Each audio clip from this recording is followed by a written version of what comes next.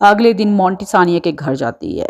शाम के time school से आने के बाद वो सानिया के घर चली जाती है ताकि स्कूल में जो भी पढ़ाया था उसको वो डिस्कस कर सके और समझ सके, क्योंकि सानिया बहुत ज़्यादा इंटेलिजेंट थी और मोंटी उसकी बेस्ट फ्रेंड थी। तो वो सोची थी कि सानिया से सारे कंसेप्ट क्लियर कर ले, तो इसलिए उसके घर चली जाती है। अरे मोंटी, तुम आओ आओ बैठो। जो स्कूल में पढ़ाया ना मुझे कुछ खास समझ नहीं आया, और तुम्हें तो पता है कि एग्जाम लगने वाले हैं, तो सोचा आज तुम्हारे पास ही जाके सारा डिस्कस करती हूँ। तो मैंने घर पे ये भी बता दिया कि आज तुम्हारे पास ही ठहरूंगी। तो तुम्हें कोई प्रॉब्लम तो नहीं है अगर मैं आज तुम्हारे साथ यहीं पे रुकूं? अरे नहीं नहीं, डिस्कस करके ना सारे कंसेप्ट क्लियर होते हैं। जैसे हम कुछ अगर एग्जाम के टाइम पढ़े भी ना, तो अगर जो डिस्कस किया होता है ना, 2-3 लोग एक साथ बैठ के जो डिस्कस करते हैं वो हमेशा याद रहता है, वो भूलता नहीं है, तो कंसेप्ट पक्के रहते हैं। अच्छा किया तुम आ गई। और थोड़ा बहुत अगर टाइम बच गया तो थोड़ी गपशप भी मार लेंगे, टाइम हो जाएगा, यूटिलाइज हो जाएगा। तो अच्छा किया आ गई तुम। हाँ यार, ये तो तुमने सही बोला। जब भी हम डिस्कस करते हैं ना कोई चीज तो एकदम याद रहती है। कई बार ऐसा होता है ना एग्जाम के टाइम ना थोड़ा रिवीजन के लिए टाइम कम पड़ता है, तो नहीं कर पाते रिवीजन अच्छे से। तो अगर डिस्कस किया हो ना तो वो सब हम रिमाइंड करें तो अच्छे से याद आ जाता है।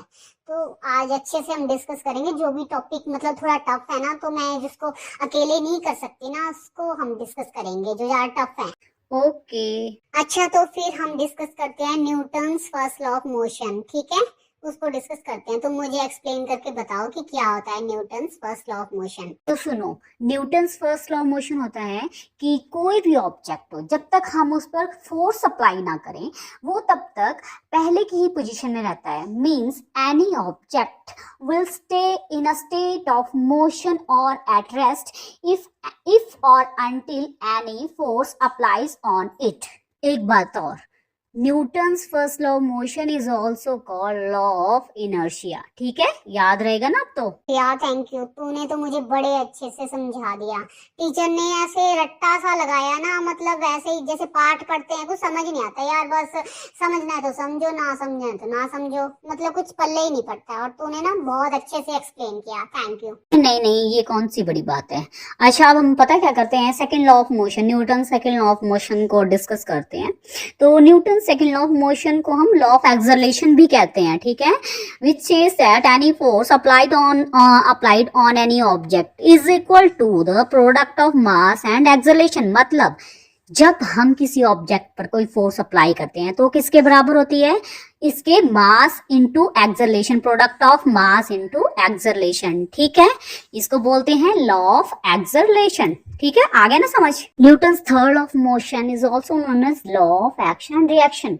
For every action there is equal and opposite reaction. Means अगर कोई मतलब किसी ऑब्जेक्ट पर जब हम फोर्स अप्लाई करते हैं तो उसके अपोजिट में भी सेम फोर्स अप्लाई होगी, but in backward direction. Means for every action there is equal and opposite reaction. Thanks यार, तूने तो ना सारे कंसेप्ट क्लियर कर दिए। मैं तो सोच रही थी ना एग्जाम में अगर न्यूटन्स लॉ आ गया ना, ये क्वेश्चन आ गया इसमें से एक भी क्वेश्चन, तो मेरे को छोड़ना पड़ेगा। हाँ, शुक्र है तूने तो सारा कंसेप्ट क्लियर कर दिया मेरा। अगर तो अब मुझे एग्जाम के टाइम ना इसकी रिवीजन के लिए टाइम ना मिला तब भी कोई प्रॉब्लम नहीं है, क्योंकि अब मुझे याद हो गया अच्छे से ना, बिल्कुल ऐसे दिमाग में छाप बैठ गई है। Thank you, thanks a lot. बस यार, फ्रेंड्स में थोड़ा थैंक्स होता है। हो सकता है कभी तू भी मेरे काम आ जाए। जो चीज तुझ में होगी, जो क्वालिटी तुझ में होगी, उसके लिए हेल्प मैं तुझसे मांगूंगी। जो क्वालिटी मुझ में होगी उसके लिए तुझे जरूरत पड़ेगी तो तू मुझे बोलेगी। यही तो फ्रेंड्स होते हैं, ऐसे होते हैं फ्रेंडशिप। ऐसा थोड़ी कि हाँ कि थैंक यू बोला, ये सब फॉर्मेलिटीज होती हैं।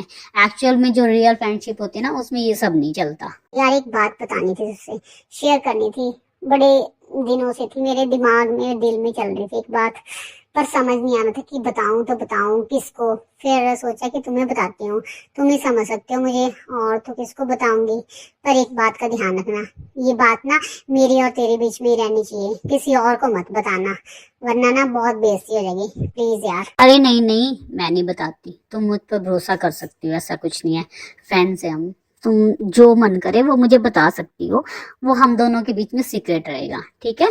सानिया, वो जो हमारा सीनियर है ना, मोगली, यार ना मुझे ना वो बहुत स्मार्ट लगता है सच्ची में। पता नहीं क्यों ना मैं इतना कोशिश करती हूँ कि नहीं, मतलब इस वक्त तो तेरे को पता है ना करियर का टाइम है, करियर बनाने का, तो फालतू की चीजों में ध्यान नहीं जाना चाहिए।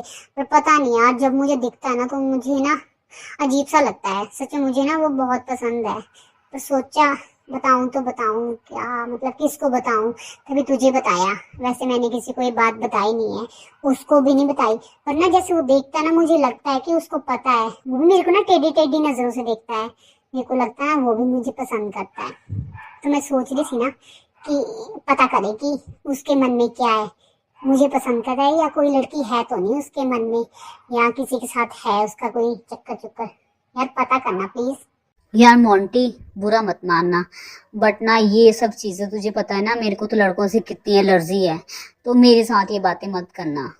और रही ना बात कि तुझे पसंद है ये, अभी ना देख, अभी तू बहुत छोटी है, तेरे को पता है ना कि हम लोगों का भी करियर बनाने का टाइम है। ये सब चीज़ों में टाइम बर्बाद नहीं करना चाहिए। अगर अभी इन चीज़ों में पड़ गए ना तो फिर हमारे हाथ से सब निकल जाएगा। तो इस तरफ ना तो ध्यान मत दे प्लीज़। फिर जब होगा टाइम इस चीज़ के लिए ना तब सोचना प्लीज़। अभी ना सिर्फ पढ़ने के लिए, मतलब सिर्फ पढ़ने पे फोकस कर। और मुझे भी ना ये बातें मत बताना प्लीज़, मुझे बहुत गुस्सा आता है। इसके बाद क्या होता है वो देखेंगे हम नेक्स्ट वीडियो में। तब तक के लिए tata bye bye, have a nice day.